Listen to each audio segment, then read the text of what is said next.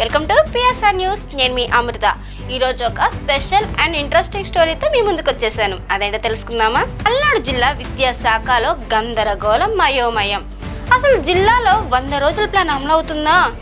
జిల్లా విద్యాశాఖ అధికారుల వైఫల్యం. ఒక ఎంఈఓ 5 మండలాల ఇన్ఛార్జి.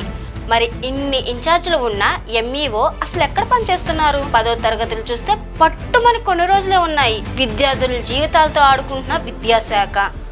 10వ తరగతి పరీక్షలు దగ్గర పడుతున్నాయి. మరి పల్నాడు జిల్లా వ్యాప్తంగా ఉన్నటువంటి ప్రభుత్వ పాఠశాలలో అసలు 100 రోజుల ప్లాను అనేది నిర్వహిస్తున్నారా లేదా అనేది అర్థం కాని పరిస్థితిలో ఉందని విద్యార్థుల తల్లిదండ్రులు మాట్లాడుతున్నారు.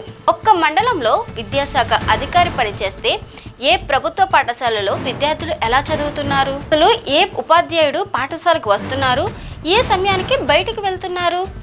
ఎలాంటి చర్యలు తీసుకోవాలి అనే అవగాహన ఉంటుంది. మరి 5 మండలాల్లో పనిచేస్తున్న విద్యాశాఖ అధికారి ఈ అవగాహనతో పనిచేస్తున్నారు. అసలు జిల్లా అధికారుల సమాధానం చెప్పాలంటే ఇలానే విద్యార్థుల ఉత్తీర్ణతకు ఎలా ఉపయోగపడుతున్నారు అనేది అర్థం కాని విషయంలా ఉందని ప్రజలు మండిపడుతున్నారు. ఇక 10వ తరగతి పరీక్షల్లో ఉత్తీర్ణత సాధించాలంటే వారికి సరైన అవగాహన, ప్రత్యేక క్లాసులు, ఆరోగ్యంగా ఉండడానికి మెరుగైన భోజనం. మరి ఇవన్నీ చూస్తే ఎవరు అంటే మండల విద్యాశాఖ అధికారి. మరి జిల్లాలో అసలు ఎంతమంది విద్యాశాఖ అధికారులు ఉన్నారంటే ముక్కు మీద వేలేసుకోవచ్చు. ఒక మండలానికి ఉండవలసిన విద్యాశాఖ అధికారి పలు నియోజకవర్గాలలో ఉన్న మండలాలకు ఇన్ఛార్జిగా ఉన్నారంటే ప్రజలు విద్యాశాఖలో సహనం వ్యక్తం చేస్తున్నారు.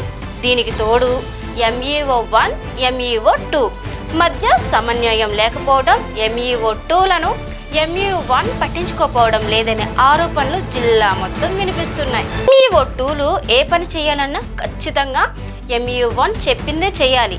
కానీ అది జరగకపోవడంతో 10వ తరగతి పరీక్షల్లో ఖచ్చితంగా విద్యార్థుల భవిష్యత్తుపై ప్రభావం పడుతుందేమోనని విద్యార్థుల తల్లిదండ్రులు మండిపడుతున్నారు. మరి ఇక ఏకంగా మండల విద్యాశాఖ కార్యాలయంలో పనిచేయవలసిన పనులు మొత్తం కూడా విద్యార్థులకు పాఠాలు చెప్పే ఉపాధ్యాయులు తీసుకొచ్చి మరి మండల కేంద్రంలో విద్యాశాఖ కార్యాలయంలో ఉదయం నుంచి సాయంత్రం వరకు పనిచేయించుకుంటున్నా కూడా జిల్లా అధికారులు స్పందించడం లేదంటే ఇది జిల్లా అధికారుల వైఫల్యం కాదా అంటూ ప్రజలు ప్రశ్నిస్తున్నారు. మరి జిల్లాలో విద్యాశాఖలో ఏం జరుగుతుందో అర్థం కావడం లేదని, జిల్లాలో ఎంఈఓల విషయంలో ఖాళీలు ఉన్నప్పటికీ ఎంఈఓ 2లను వినియోగించుకోవడంలో జిల్లా విద్యాశాఖ అధికారులు విఫలమయ్యారంటూ ఆరోపణలు వినిపిస్తున్నాయి.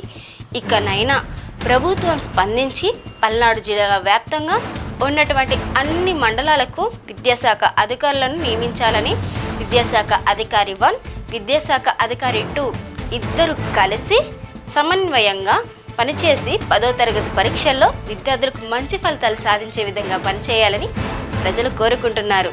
చూస్తూనే ఉండండి పిఎస్ఆర్ న్యూస్.